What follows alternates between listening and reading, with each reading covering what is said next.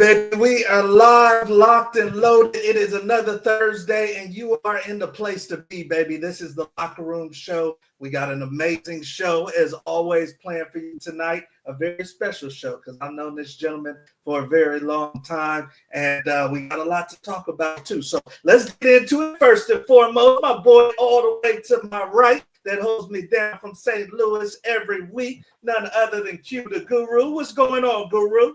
What's going on, my man? What's going on, man? We got another week, some hot topics as usual. So we gonna dive right into it. Yes, indeed. Yes, indeed. We are going to dive into it. And the gentleman that you guys see on my screen in the middle of the screen is somebody that's very close to me, somebody I look at as a family friend, a brother, and he's a hell of a coach, too. He's taking a little break right now. You know, when you win a state championship, you kind of want to kick your feet up and sit back for a second. But this is a dear friend of mine, you guys. A wealth of football knowledge. His name is Coach Barry McLaughlin, well known throughout the San Francisco Bay Area, high school coach, championship winning coach. He's a former D1 player, played himself at Utah State, and then also you guys played at great San Francisco City College. And check this out, Q, something that makes this even more special, man. Old school picture right here, Coach Wood all the way on the right, and then Big Barry in the back right there, Big 75. He protected my backside, my blind side. I was a quarterback during those years, and this man held me down. So none other than the great B. What's going on, man? Not much, just enjoying my first couple days off of summer break. So I was awake last night, and now I'm available. So looking forward to it. There you go. There you go. He came through in the clutch late for us. You guys, he's also teaching at the school that he's at, the high school, Sacred Heart Prep. So that's what he's talking about when he's got some time off. So let's get into it, you guys. Right here. This is all familiar to many of you guys that will be watching this show tonight, but this is the high school that we went to, Archbishop Reardon High School in the city. Little do you know that right across the street is a junior college powerhouse in San Francisco City College. You guys see all of the different championships that they've won throughout the years. And Barry got a chance to play for this great man, George Rush. So I wanted to ask you, B, because you didn't have any D1 offers coming out of Reardon. You go across the street to City College. And when you think back to those years, how big was that time at City as far as preparing you to play D1 football? City was great because I was, high school, I was 6'5", 240, so I was usually one of the bigger guys on the field. But I get over to City, and I'm the smallest lineman there. There's grown men, and I'm still 17 years old, going up against grown men. So I learned really quick that competition was going to be key. And if I wanted to really do this, I had to up my level of competition and how I competed. And then the biggest thing at City, Coach Rush was amazing to play for. But, we were in the I formation and the wing T in high school, and then City threw the ball 40, 50 times a game. And that's just past pro. I was natural, and that really helped me out. So City was just an amazing experience and a lot of fun playing there. Now, when you think about kids today, and they're choosing their high school, or some of them are choosing a junior college, what percentage would you put on the decision of where they attend and the probability of them getting to the next level? Is that maybe 20%, of them getting to the next level is where they attend? Is it 50%? What would you say is the percentage on that decision? I'd probably say, at least up here in Northern California, the same schools are producing the kids year in and year out. So if you're able to get into one of those schools, probably I'd say, maybe 50%, depending. But the catch-22 is you got to get on the field to show your talents. But in selecting the proper high school for your skill set, it does make a huge difference. What do you think about that, Q? What would you say percentage-wise? If I'm a young man, I got some talent in St. Louis, my kid's in the 8th grade, How much of a percentage of my kid going to college is on that high school decision?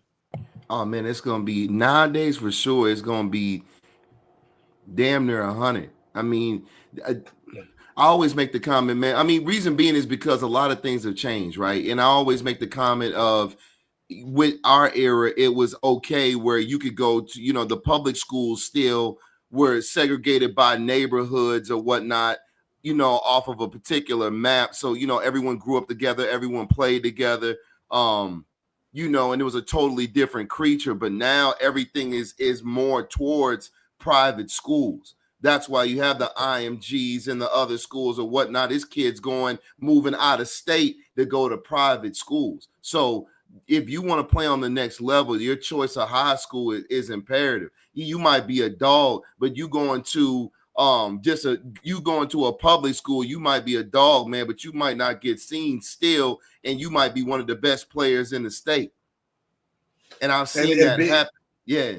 Yeah, and B brought up a good point. He said in the Bay Area. So you guys listening, sometimes it's where you're from. Maybe you can go to a public school right around the corner from your house in Texas, but depending on where you're from in Cali, you might, not get the exposure that you deserve and that you need. So thank you guys for talking on that. We're definitely interested in your opinion on this, B, and put this right into the show notes specifically for you. But you've been a long time coach, man, over 16 years of high school coaching, championships under your belt. Obviously, you've sent kids to college yourself, and then you played yourself at the Division I level. So I want to ask you, B, because we get this question from time to time. A lot of parents asking how much involvement they can have or should have when it comes to talking to the coach. My kid isn't playing the right position. My kid isn't playing enough. What's your opinions? Did you have a policy as far as talking to parents during the season? In my 5 years as head coach, the policy was never perfect because situations would arise that if your policy was so stringent, it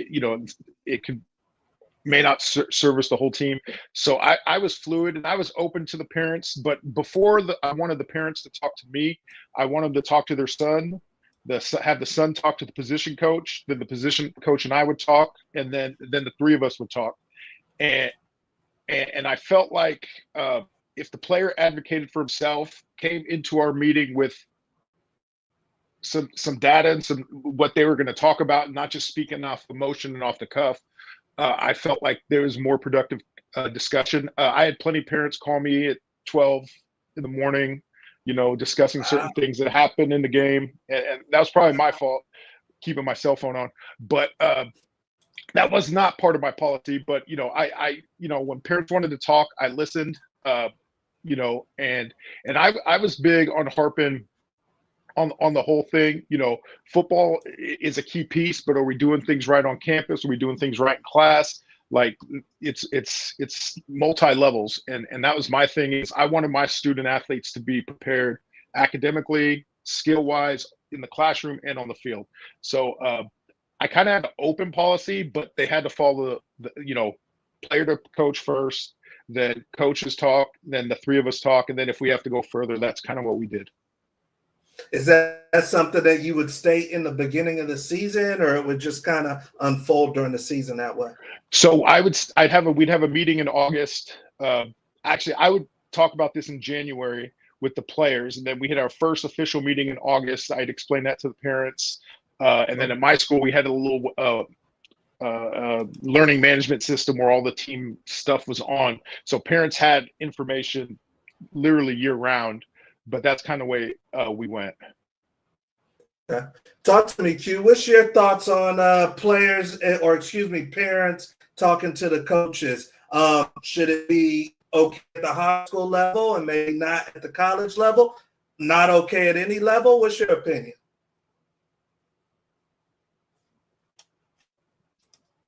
At the high school level, not so much at the college level. What I've seen with, coaches that I've spoken with, especially on the high school level, is everyone, should I say, how can I word it? A lot of parents think that their kid is the guy, right? And sometimes that might not be the case. I always would recommend the parents come to the coach, not so much making demands, but how can we work together to help? How can we fill in the gaps? What is it that you're seeing that can help, that my son needs to improve on for him to get on the field? But often enough, parents, they'll come with demands, or they'll come with a totally different tone to the coach versus really seeing, like he had mentioned, well, hey, is it practice? Is he doing everything off the field? Is it having to do with in the classroom? Look at those points and then work together with the coach as a team to help your kid, get more time or whatever that you're trying to achieve. Okay. And let's say that the school is winning. We're undefeated. And you're coming to me to get your kid more playing time. Is that a good time to come to me? Is it any time you feel like it? What's your thoughts on that? I mean, again, it's about how you approach. I mean, even if the team is undefeated, which is great, more times than not, as a coach, you probably don't want to affect your chemistry if you got something going. But you can, assuming you're available, still, carve out a window to speak with the parents, answer any questions, that they might have in regards to their kid. Because you're still there on top of, football. You're still there to develop young men. So you can still entertain parents' questions as long as they come respectfully, and it's about helping the kid be a better player and a better person. Great point. B, my kid's about to go to Texas A&M, and he's a running back, and he's not playing that much. At the college level, is it okay for me to call coach at 12 a.m.? I would say no, but you're still a parent, so you still want clarity. And when I was playing, or when I was having a rough go at Utah State, I would call and complain to my dad, but he wasn't calling my coach. So, I think this is a good life lesson for an 18 to 22-year-old young man, learn how to advocate for themselves, talk to their coach, which down the road could be a coach, a boss, whoever it may be. So I think it's, that's the time to advocate for yourself. I had to do that one spring where I was running with the threes inexplicably. And I just said, I'm not doing this. And, the coach put me in. He put me in some adverse situations because I called him out on some stuff. But it got me back with the two, half with the ones and mainly with the twos, and got me out of that threes, which it's probably off the field thing. But, so I think it's a time for, I was 20 to advocate for myself. No, that's a great point. And many of you athletes aren't used to advocating for yourself. I didn't advocate for myself, and I should have during some instances, and I regretted that. So that's a good point right there, Barry, for you to share that. We're on to our next topic, you guys. And if you're rocking with us for the first time, I'm your host, Coach Wood. You got Q the Guru to the right, and then our guest tonight, the great Barry McLaughlin, dear friend of mine, former teammate from high school, you guys, and championship state coach, California, where it's no joke. He's won the state championship, you guys, sent a bunch of kids off to college, and definitely has some great advice for you guys tonight. I want to get to this next conversation because this one was interesting to me. The Denver Broncos, you guys, NFL's Denver Broncos said, we're going to draft players that didn't go into the portal, which is hard to find nowadays because everybody's jumping ship when they're not happy at their school. But the Broncos, you guys, managed to draft, I believe, 7 kids. Yeah, 7 kids that didn't go in the portal. None of them transferred during college. And Sean Payton saying, hey, that wasn't by mistake. So I'll ask you guys, and I'll start off with you, Q. Do we see teams think more about how many times a kid has transferred and how many, because it's going to be rare as we go down the rabbit hole to find kids that haven't transferred. But how many times is too many times if Q the Guru's the GM? I would say, I mean, to me, if you transfer once, really depending on the situation, that's understandable. Anything beyond that, I feel like that you need to pull back the curtain and see what's really going on with this kid. I understand where Coach Payton is going with this, because he's looking at it like, why would we spend money and draft a kid that we see has hit the portal 2, 3, 4 times? Because what we're getting is he can't fight through adversity, and it's a shit ton of adversity in the NFL. And that's all you're showing us. That's all that we have to go off of. Okay.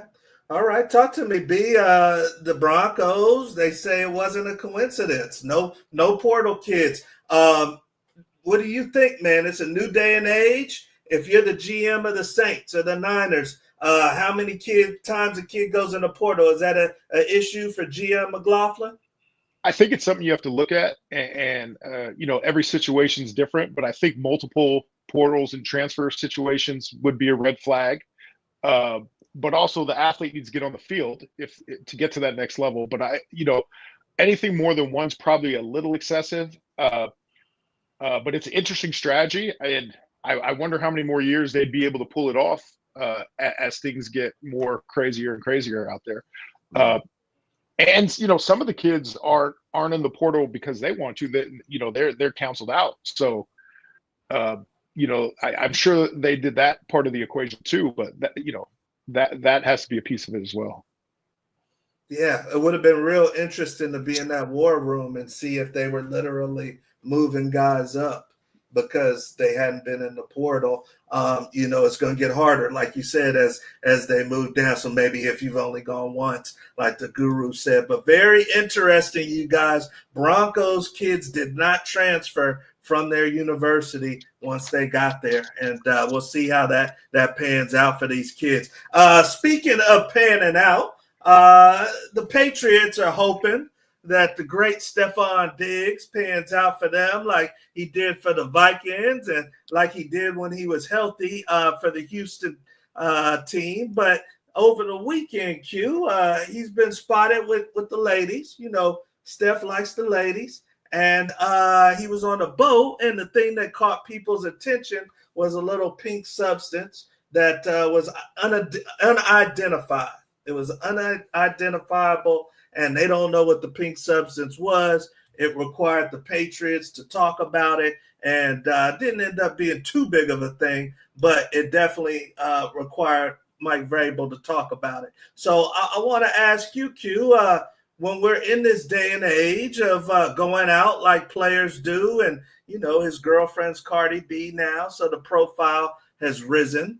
How should guys move with social media? When it comes to going live, when it comes to people having their phones and taking pictures, how should guys move today with social media? Move with caution. Definitely move with caution, man.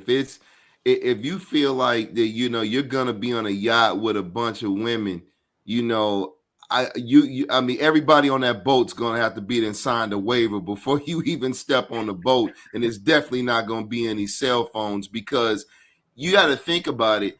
If you go back to that image, any one of those women can scream rape, and now all of a sudden we got a situation way bigger than what you could ever imagine. And how many times have we seen that? 100, 1,000?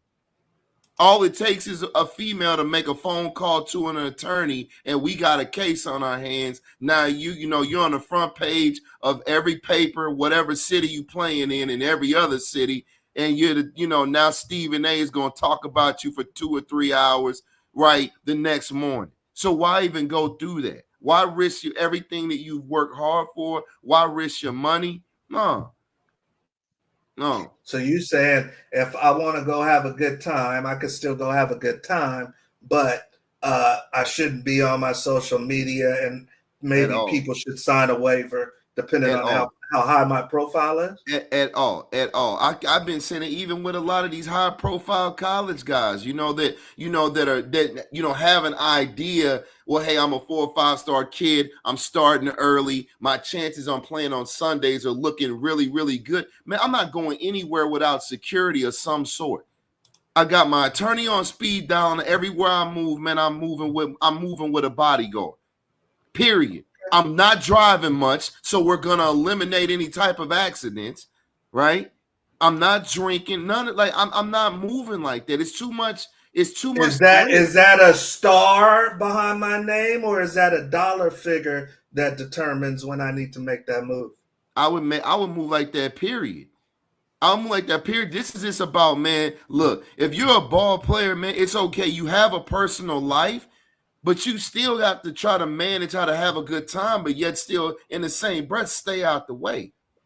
And these boys don't do that. They always want to be where you got to be in the limelight at all times, and too much smoke comes with that. And we keep seeing these repeated problems every time. It's either a problem with a female, some type of gun charge, some type of drug charge, or somebody's driving drunk. And we've seen that repetitive. One of those categories, college and pro, over and over and over and over. Barry, talk to me. You got a son, and I know that if he's anything like his dad, he's going to have some opportunities when he gets older. How are you telling your son to move down the road when it comes to off the field and social media? Yeah, even at 10, you got to be careful with the YouTube and everything else they try to watch, because it's too much crazy stuff out there. And the higher profile you are, the more attention you're going to attract. The best quote was our old high school coach, Coach P. He would always say, less history, more mystery. And these things, you're documenting stuff, and you can't allow people to put pieces together just off a post or something, and cameras. Guys just have to move smarter, because there's just too many leeches, too many people looking for a paycheck out there. Guys need to really move smarter. Wow, that's big right there. And we're seeing some people that we know coming on in. The great Jimmy Rucker saying, what's good, locker room family? We love you, Jimmy. We see you, baby. We see HB coming in and knows everybody on this podcast. He says Barry needs to smile more. And then we got B smile. Them tackles are mean, man. Can't smile too much when you a tackle. And then Juan, one of our former teammates, love you, T. Wood. And he also says, great to see my friend Coach Mac on here. So we love you guys. Thank you for joining us. And HB says NDAs. Yeah. So that's interesting, you guys. That's interesting, because NDAs do protect you. And if you don't know what that is, you young athletes, that's a non-disclosure agreement. Basically, by law, that person is giving up their rights to snitch, or their rights to tell what's going on, you guys. So these gentlemen are saying, maybe think about NDAs, and some of you guys may be saying, well, maybe the girl doesn't like that, but that's also telling you something. It is. You listen. It's plenty of apps out there. Choose one where you can basically take a NDA on PDF. And if we're in the club and you're gonna be in the section with me and a couple of my teammates, or a yacht or wherever, and there's females involved, we'll take everyone's phone number, send that NDA PDF, and we'll send that right over to you. We'll send it right over to your phone in PDF, and you can DocuSign it. And once it's verified, then y'all can come on over. And that's how you do it. So simple as that. He's collecting driver's license, passport. Hey man, I'm telling you. Okay, so hey, I don't want that kind of smoke.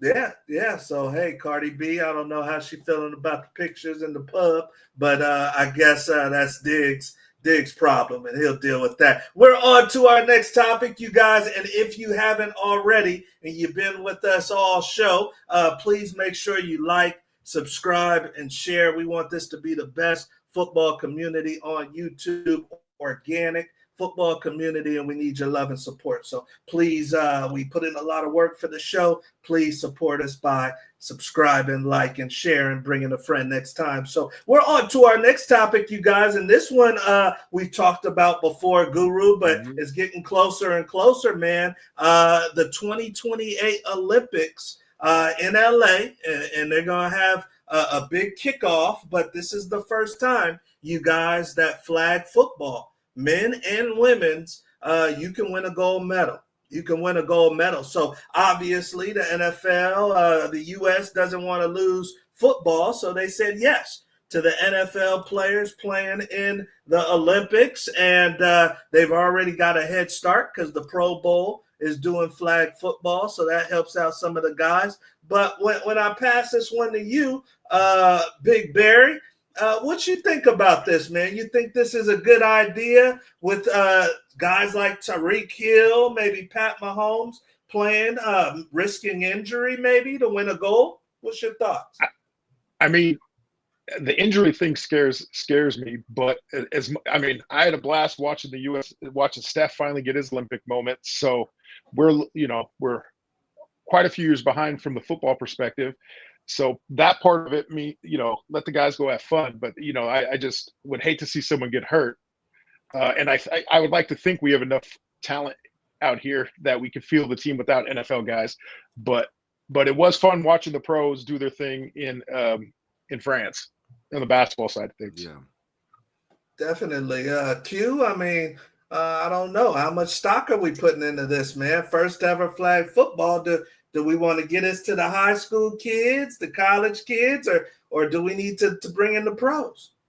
I mean, I agree. I don't think you necessarily need to bring in the pros so much. I guess my question is it's guys out there that have been playing in like high profile professional flag leagues for some time now, and it's like, well, hey, how do you, if you put together a team of guys, right, and they compete against the NFL guys in order to represent the U.S., well, if they beat them, well, do you give one of these dudes an NFL contract? Yeah, how does that look? You see what I mean? So it's kind of like, and they don't have anything to lose. The NFL guys got more to lose, right? So I mean, even in basketball, it was like all those. Well, do you think there should be a tryout, or do you think we should just go with the NFL guys? I think it should be a tryout. Because listen. I always have this saying, right, with people that don't understand this game. Even though you watch the NFL or the NBA, you have your marquee players. It's like you have your marquee players in the NFL and your marquee Hall of Fame levels in the NFL and the NBA, right? But there are dudes out there that you see guys maybe on the bench or like the 2s and 3s in the league. It's dudes out there that can cook these dudes. Cook them. Everybody you see that gets a shot, especially if the game is a little that different. Are better than those dudes. It just everything went right, just like you see in the CFL and the Arena League. We saw that one the time we were there. It's dudes that would cook dudes in the league that probably didn't belong there, but it is the chips fell where they made. You went here, Florida State and the scout went here, gave you a shot or whatever, and you just ended up sliding on a roster. So don't think that who you see on TV or who you see on a roster, it's not dudes out there on the street that's better than them. It is. It's hundreds of dudes better. Hundreds. Well, like you said, there are guys that are playing flag football throughout the year, and this young man right here, who I guess is a star in flag football, says he feels a little kick to the side that they would just go directly with the NFL players. B, talk to me a little bit, man. If they're going to let the NFL players play, I want to go medal. I'm a wide receiver at USC. Should I get to play too? Yeah, it's going to be interesting how it unfolds because, as Q just said, there's ballers everywhere, and just because you have the clout of being on an NFL roster doesn't mean you should automatically get that chance. So I think they need to have a tryout and pick the best. I don't even know what a roster would look like, but get the guys out, pick the best team for this competition. Good point. Good point. This is a new competition, and HB says right here, of course, there should be, It should be. a tryout. So that's Yeah. going to be interesting how this all unfolds because a lot of people want a gold medal on their mantle. So this is going to be interesting to see how it unfolds. But Yeah. the first thing we're going to see that unfolds is the lightning round, baby. So we are officially to the lightning round. This is our version of word association. And we're excited to take my good friend, my family member through the lightning round. He has 60 seconds, you guys, to go through our test, go through our quiz. And since I know him, I got a good list here. So I know we got a little bit of a delay, so maybe we'll give him 2. Not just because I like him and he protected me in high school, but we're going to give him 2 on the lightning round for the tech delay. And B, you got 60 seconds, baby. It's the first thing that comes to your mind. So I'm going to say an either or. I may list somebody's name, maybe somebody you've already mentioned tonight, and you got to say the first thing that comes to your mind, all right? For sure. All right, don't elaborate. That's going to take too long. So try to go one and done. All right, let's get the stopwatch ready now. For those that rock with the Locker Room Show, you guys know we got a dinner on this. We got a dinner on this. So if he can get to 15 or higher, then he's got a dinner on the Locker Room Show. I'm not too far from this gentleman, so I would love to take him to dinner. We got zeros right there. He's going to get 2 for tech delay. So 13 puts him in the mix. All right. Make sure you give it. Make sure the tech delay, man, because you know, man, we give a delay because the Wi-Fi signal's bouncing off of HB's big ass forehead. So we got to make sure that we get that delay because the signal's not coming in too well. So we got to. Okay, so we got these 2 going at it. And if you've ever been to the Locker Room Show, you know that HB, former teammate of mine since Little League, actually, high school and then Arena League, is in the comment section hard, and Q played with him in the Arena League. So we all know each other. So, all right, let's get after it before these 2 to steal the show. All right, dude, you got 60 seconds. 60 seconds. Let's go, B. Come on, baby. I'm rooting for you. All right, first thing that comes to your head. First thing. Number one. Archbishop Reardon, go. Brotherhood. George Rush. GOAT. Best you've ever played against.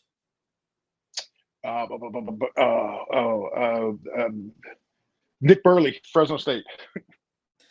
Favorite Bay Area restaurant. Broadway Prime. Bill Walsh or Bill Belichick? Bill Walsh. Trip to Spain or trip to Dubai? Spade. Ken Peralta. Positivity. Chicken fried rice or shrimp fried rice? 47 seconds. Chicken fried rice. Kyle Shanahan. No comment. St. Ignatius. Rival. Favorite superhero growing up. Batman. Time. Batman. Batman? Okay, great. We'll give him that. Yeah, It's gonna be close. Gotta give him a couple one of for them Batman. stars you out, but we're gonna give him one for Batman. All right. Now keep in mind, he's got to get to 15, you guys, to at least match the great sports agent Evan Brennan, and we're giving 2 for tech delay. So 13 puts him at a tie. All right, let's see. Number 1, Archbishop Reardon. That's our old high school. He says Brotherhood. Number 2, George Rush. That's his old JC coach. He says the GOAT. Number 3, best you've ever played against. He says Nick Burley. Great Burley. We love him. He says Fresno State. Number 4, favorite Bay Area restaurant. Broadway Prime. We love Broadway Prime. Number 5, Bill Walsh or Bill Belichick. He's going old school Bill Walsh. Number 6, trip to Spain or trip to Dubai. He says, give me to Spain. Number 7, Ken Peralta, our old high school coach. He says positivity. Number 8, chicken fried rice or shrimp fried rice? He says, give me the chicken fried rice. Number 9, Kyle Shanahan. He says, no comment. Number 10, St. Ignatius. He says, rival. And then number 11, favorite superhero growing up. He says, Batman. So with the tech delay, he's at 13. Ladies and gentlemen, 13, very close beat. Good job, dude, right there. So we appreciate you having some fun with us. And that is the lightning round, you guys, right there. So we are on to our last section of the show, which is the audience. And I know that many of the people that are joining us now do know Barry. So if you have a question for B, please put it in the comment section. We are live. But Q, I know you got something for our guest. Definitely, Barry. So I wanted to ask you for the question this evening. Do you feel like for high school coaches, it's their responsibility to get their seniors to the next level if they want to play, play after high school? Do you feel like it solely rests on the high school coach? I think the high school coach is a big part of it, but it's a team effort. The player has to do their work. The family or the players' team has to do their work. And in my experience, when we're all on the same page, things went way more smoothly because, you don't want to send out conflicting information to the coaches. You don't want the coaches getting conflicting information. So it is the head coach or someone on that staff's job to help with that.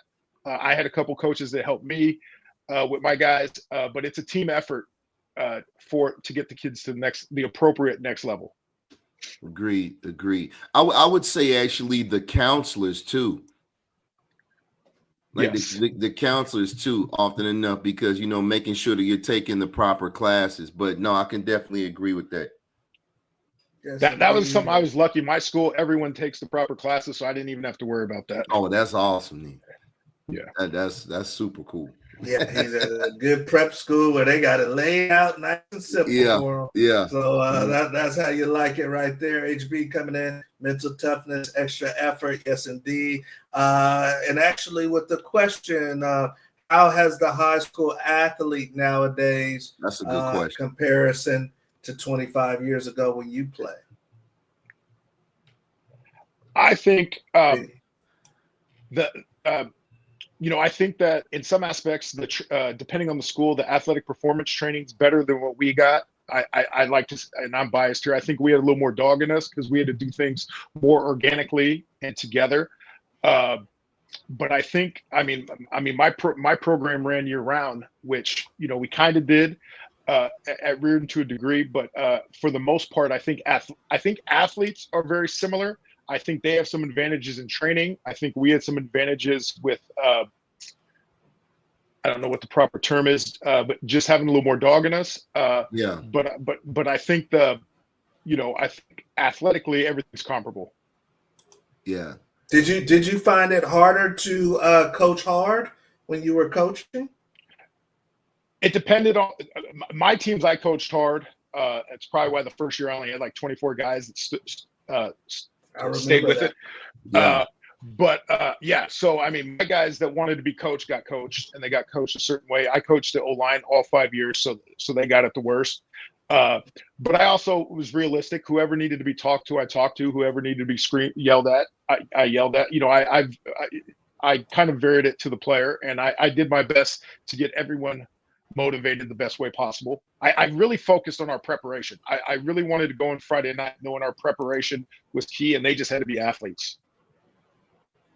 That's great right there. And that's a good case study right there. The preparation difference at the different high schools from the coaches.